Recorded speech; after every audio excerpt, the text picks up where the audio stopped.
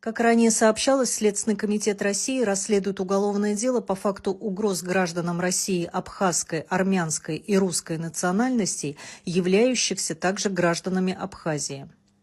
В расследовании есть серьезные подвижки, в частности, в нем появились, кроме ранее названных, новые подозреваемые. Расследование продолжается.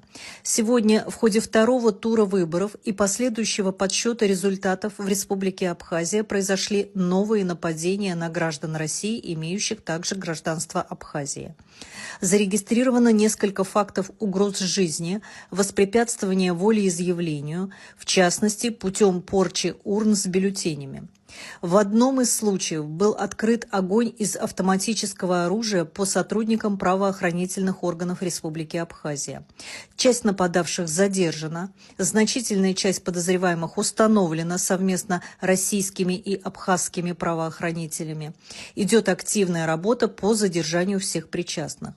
Следственным комитетом России по фактам совершенных правонарушений и преступлений в отношении граждан Российской Федерации, имеющих также гражданство Абхазии, возбуждены уголовные дела по ряду статей Уголовного кодекса Российской Федерации, в том числе по статье «Терроризм».